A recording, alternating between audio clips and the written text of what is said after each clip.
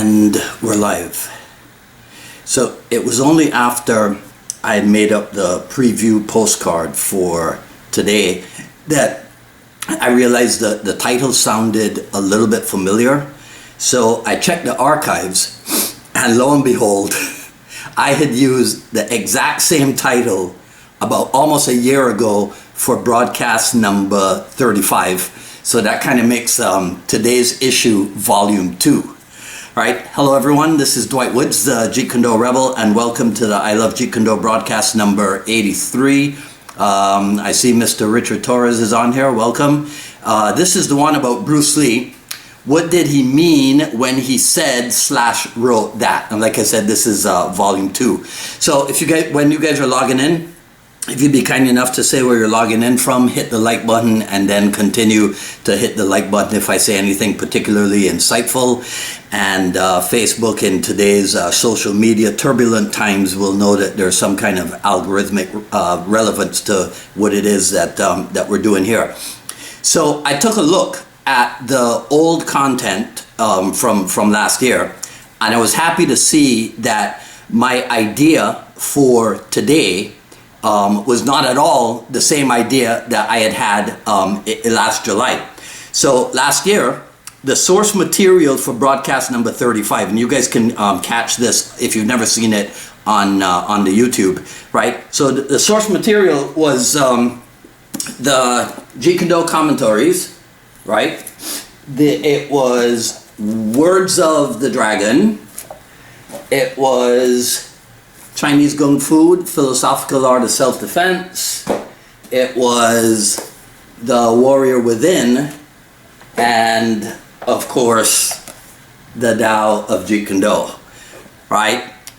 Also, it was Striking Thoughts, but for some reason, I can't put my hands on that book. I have no idea where it is here in the den, right? So today, I'm restricting myself to one document only, or well, maybe two, right? But it's funny though that I end up doing this same topic because fortunately or unfortunately, there's still a lot in JKD that has to be said, and then it has to be repeated often before or until people really get it into their heads and they arrive at a point of true understanding. Right, so I need you guys to stick with me for a few minutes. This might take a little bit longer than we usually do here on the broadcast. Right, so what is one of the documents? Liberate Yourself from Classical Karate, right, which appeared, correct me if I'm wrong, Richard Torres, in Black Belt magazine in September of 1971. So here's one of the first things that Bruce Lee said or wrote. I hope my comrades in the martial arts will read the following paragraphs with open-mindedness, leaving all the burdens of preconceived opinions and conclusion behind. This act, by the way, has in itself a liberating power. After all, the usefulness of the cup is in its emptiness. That single quality, open-mindedness, that appears to me to be sorely lacking in today's world of Facebook's Bruce Lee and Jeet Kune fan groups and Bruce Lee and Jeet Kune information pages, right? I'm seeing kind of a ton of just the opposite, right? Kind of closed-mindedness almost every week, and it's quite amazing, right? So here's another thing that Bruce Lee said or wrote. And it's all from Liberate Yourself from Classical Karate. If you don't have a copy of this, Richard Torres probably has about 10 copies, right? Chris Kent on the pages of his website, ckjkd.com, he's put it up there in PDF form, so you can always get it from there. So here's another one. So what originated as one man's intuition of some sort of personal fluidity was transformed into solidified, fixed knowledge, complete with organized, classified responses presented in a logical order. And if you think that does not infect the Jeet Kune world today, I got another thing for you, right? For sure this applies, ironically, to the teachings of the very man who wrote these words, right? For example, this fixation that JKD is only boxing, Wing Chun, and fencing. So simple question, whence cameth Bruce Lee's sidekick? Did Bruce Lee's sidekick come from boxing? Did Bruce Lee's sidekick come from fencing? Did Bruce Lee's sidekick come from Wing Chun? So on pages 74 and 75, I've referenced this many times before, in a section titled Some Weapons from JKD, there's listed a whole bunch of kicking techniques in this instance that have little or no relation to the three foundational arts of boxing, fencing, and Wing Chun. So the question is, what's going on here? Another thing that Bruce Lee said or wrote, in so doing, the well-meaning, loyal followers not only made this knowledge a holy shrine, but also a tomb in which they buried the founder's wisdom. And this is the thing. Many of the people involved in the discussions on these Facebook things that I just mentioned, from whichever side of the JKD, whichever JKD camp, they're all, for the most part, well-intentioned, right? Of course, there's always I only became familiar with them recently, there's always the trolls who kind of come on to foment like whatever dissension that they can in some form or the other. But some of them are easily banned, from the page when they reveal their true intentions, right? So 48 years ago, Bruce Lee wrote this thing, Liberate Yourself from Classical Karate, right? Admonishing people to break away from the limitations of the classical style. In 1993, UFC 1 comes along and reinvigorates the idea that the well-known styles or the well-known arts, perhaps even including JKD, were relatively useless against especially a grappler of a Hoist Gracie caliber. But I would ask people to think about this. In the years between 1971, when Bruce Lee wrote this, and 1993, when UFC 1 debuted, do you think that there were absolutely zero people who did not successfully defend themselves using their traditional karate or their Japanese jiu-jitsu skills? Right? Of course, they had to be. And what about even before 1971? What about even before Bruce Lee impacted the martial art world? Do you think that, what do you think people use as self-defense methods, right? Did they all fail at being able to defend themselves? Okay, I continue. One cannot express himself fully when imprisoned by a confining style. So imagine someone saying, oh, well, I can never use that technique because it's not found in boxing or fencing or Wing Chun. So yes, it's an effective technique, but I'm going to have to leave it alone. Imagine what Bruce Lee would think about such a statement. Okay? All right, I continue. Your particular style, your personal inclinations, and your physical makeup are all parts of combat, but they do not constitute the whole of combat. So here, Bruce Lee seems to be making the point that personal preferences are going to influence your approach. But you should keep in mind that that's all they are. They are your personal preferences and not the sum total of everything. Another statement. Prolonged, repetitious drillings will certainly yield mechanical precision and security of the kind that comes from any routine. And as somebody who derives a lot of security from his daily routines, I can attest to that. But if we put ourselves back in the 1960s and the 1970s, a lot of the classical training was found in the kata and or the three-step or the one-step sparring drills, which will definitely develop skill in technique. But doing those specific drills over and over again, the same way every time, because that is how the art is trained, that's what Bruce Lee was probably railing against in that time frame. He was trying to get across the idea that real combat is never going to present itself in a fixed manner, right? So that's the point he's trying to get across. Your training had to be realistically designed for realistic scenarios, and perhaps he was not seeing enough of that in his era. Okay, another statement. Let it be understood once and for all that I have not invented a new style, composite, or modification. So how many times would you have to read this before it hits home? Bruce Lee, he may not have realized this, that how some people may have been confused by this, because while he was saying that he hadn't invented anything new, he most definitely did usher in a new and different way of training martial arts.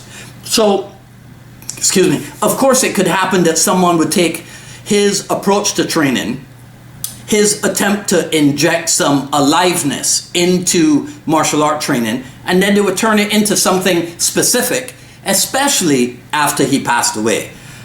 But when he's not around to advise them, right? He's not around to ensure that his teachings are not somehow misinterpreted, okay? So, while JKD utilizes always and means to serve its end, after all, efficiency is anything that scores, it is bound by none and is therefore free.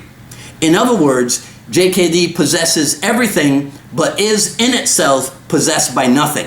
I think you got to be careful here, because that sounds like you could do just about anything and call it JKD.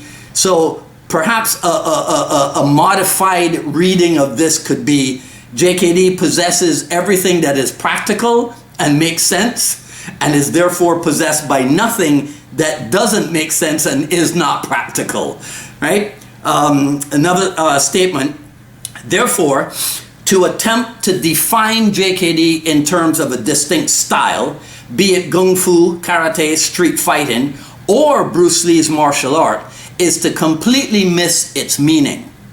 So I think that to understand this, you have to look at it contemporaneously with Bruce Lee's, right? So imagine yourself in the room with him, and like he wrote that in the morning to submit to Black Belt magazine, and now we're in class with him, or in the backyard or on the lawn with him, and he's talking about what he wrote earlier in the day.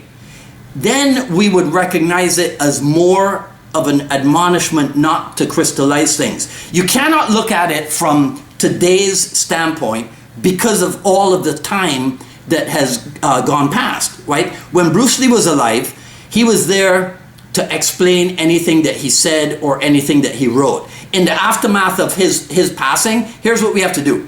We have to go back into the past, and while we're there, we have to employ present day thinking, and then we have to jump back to the future and apply that present day thinking in the right here and now. You get that?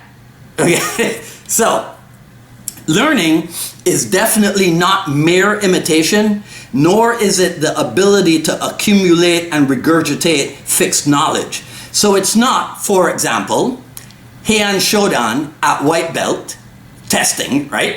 And then all 5 of the Heian kata, and then your choice of something like Jion or NP or Basai Dai, right? Or some other advanced kata when it's your black belt testing. Because that's what that is. That is accumulation and regurgitation upon demand to go from your belt to your belt to your belt, right?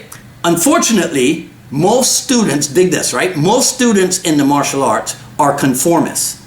Instead of learning to depend on themselves for expression, they blindly follow their instructors, no longer feeling alone, and finding security in mass imitation.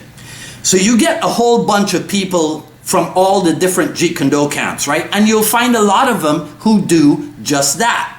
Whatever it is that their instructor taught them, whether he's passed away, because we have some of those in the JKD world, or if he's still alive and kicking, pun intended, right? They stick to only what he showed or shows them, thinking this is the art and this is the way it must be done. But Bruce Lee sought to have people develop themselves free even of him as their instructor. So that doesn't mean that you don't honor and respect your instructor, but you certainly do not go out and try to be him. You know, like I used to try to be Dan Inosanto, right? I will forever be grateful to what I've learned and gained from Dan Inosanto. But I also realize that what he teaches is a compilation of his material, right? Some of which works for me and some of which does not work for me.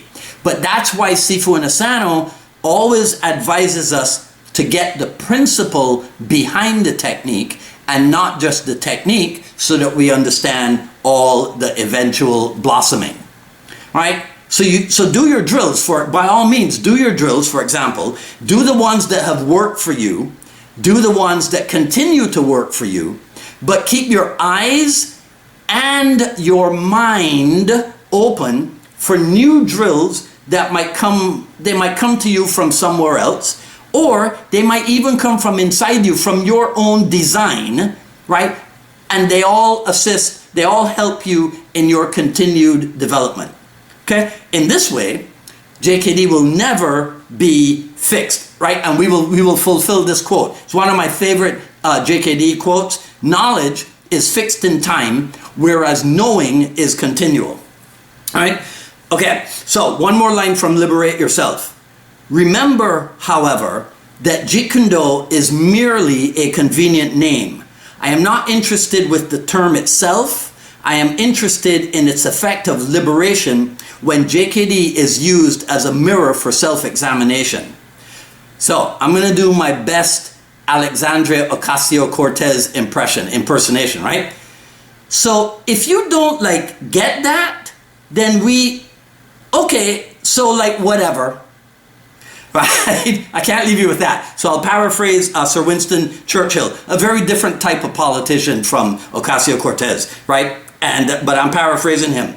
Never has so much been said about this topic, this JKD topic, by so many with so little understanding. Okay? All right. That's it for today. So you guys know the deal. Feel free to share, like, comment, ask questions. I'll go through everything after posting. I sign up for notifications for when we go live here on Facebook and when I put the final edit video up on the YouTube. Follow me on Twitter at Dwight Woods, on Instagram at Dwight D. Woods. Oh, and subscribe please to the YouTube channels for the broadcast and the Jeet Kune dialogues. As far as dialogues, so we won't be live on Facebook this Friday. I'm going to be speaking with Luis Barneto from JKD Unlimited in Portugal, but we have to do that off camera. So I will have it posted up for you probably sometime on Saturday, right? So it won't be live. Today is obviously a purple day, right? That's you've seen that one before, right? And that's it. I'll see you back here next time for another issue of the I Love Jeet Kune broadcast. This is Dwight Woods, the Jeet Kune Rebel, signing off. You guys enjoy the rest of your day. Take care.